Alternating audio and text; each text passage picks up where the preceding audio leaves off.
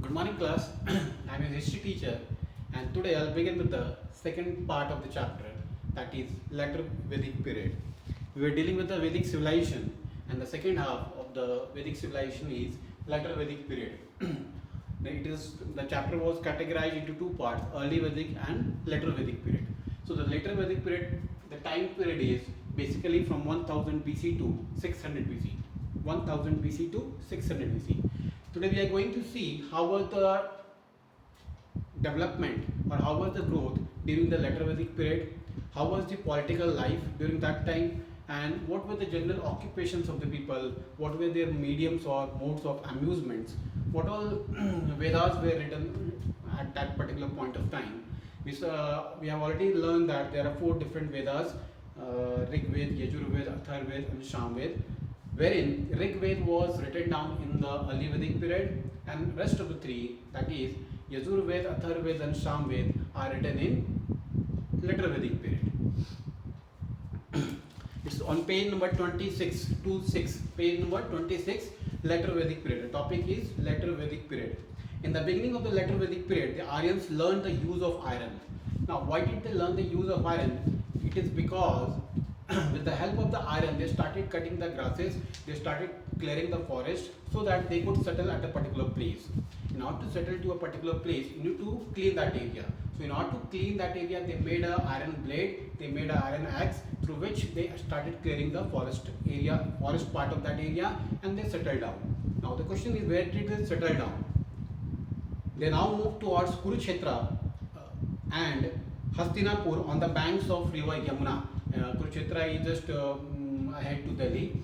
It's a part of Haryana only. And the whole of Delhi is situated on the bank of river Yamuna. Even the Haryana part comes under the bank of river Yamuna only. So Kurukshetra and Hastinapur on the banks of river Yamuna, the use of iron tools enabled them to clear the dense jungles of the region. I told you the dense jungle or dense forest of the regions were cleared with the help of the iron blades or the iron parts. Whatever axe or tools they made, with the help of that they cleared the forest so that they could settle at a particular place. The place is Hastinapur and Kurukshetra. From here the Aryans spread along the northern Gangetic plain. The other three Vedas, namely the Sham Ved, Yajur Ved, and Athar Ved, were composed during this period. They basically settled down.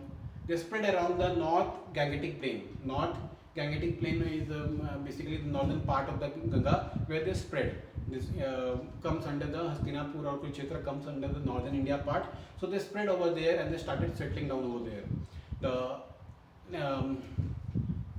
The last three Vedas, that is Yajur Veda, Athar Veda, and Sham Veda, these three Vedas were composed during the later Vedic period. Towards the end of the later Vedic period, that is around 600 BC, the Aryans spread from Ganga Yamuna Doab to Koshala in Uttar Pradesh and Vidya in North Bihar. Okay, these were the areas or these were the places where they spread, and they settled or migrated to such places from the North Gangetic plain. Now, how was the political life? What was the regard of the king, and how was he treated? How his subjects trusted him, and what all duties were bestowed on him? The political life. The king was the supreme commander of his army as well as chief justice of his kingdom. Like today, we have a prime minister. At that point of time, we had the kingship, where the king used to rule over his subject. So the king was the supreme commander of the army. He had basically a big army, and he was the commander of the army, as well as chief justice of the kingdom. The whole kingdom was under his region, so he was the chief justice. Chief justice is basically a person who looks after their needs and who looks after the basic requirements of the subjects, basic requirements of the people. Now, his prestige, how was he recognized? His prestige was dependent on the extent of the area he controlled. Now, earlier we used to have war. The war was, if you win such and such place, that means you are a good king. The more number of area that is under your control, under your head, that means you are a big king. That was the degree of measurement, or that was the extent of measurement that could be calculated at that particular time. So here, his prestige depended on the extent of area he controlled. What area was under his control or how much he occupied, that actually increased gave value to his prestige, gave value to his name, that he is a good king or a bad king. He adopted lofty titles like Samrat and Maharaja Dhiraja. These were titles given to the owner of the king or the owner of the army who used to look after the army. So he was termed as Samrat. Samrat is one who is the king's king, who is basically the army's king, who looks after a group of people and who leads them is the Samrat or Maharaja Dhiraja. He performed yajnas or sacrifices like Rajeshwar to gain more power and Ashwamedha to expand his kingdom. Now these were certain basic rituals performed just to gain over the faith of the people and just to maintain a peace and harmony in the state, in the society. The king basically practiced some yajnas or some sacrifices so that there is an environment of peace in the society or in the group. As kingdom grew larger, kings became more powerful. This is the basic principle. When the how do you rate a king, or how do you believe that so and so king is very powerful and the other is least powerful? That is upon the area which he controls. So more and more war you win, that means you are more powerful now. As the kingdom grew larger, kings became more powerful. The Purohit's position rose in the importance as he performed the rituals. Now, Purohit is basically the saint or the Pandit who used to perform basic rituals before the war. And if the war is won, the respect of the Purohit, respect of the priest or respect of the saint is raised, and the king had a firm belief, king had a firm faith that these rituals are necessary before we go for a war. And the moment he or she won the war, they increased or they actually recognized the priest and they valued him, they gave him some handsome amount of return, which actually increased the prestige of the priests. The Savhaj and Samidhis lost their importance.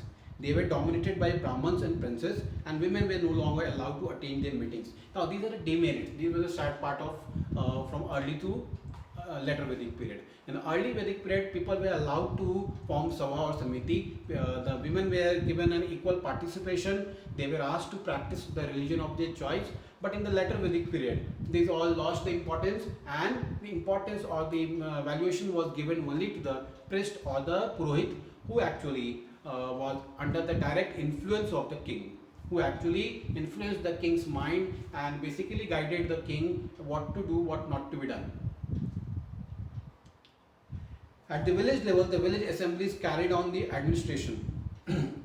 There were different levels, like we have studied in class 5, that there are different levels of courts in our country.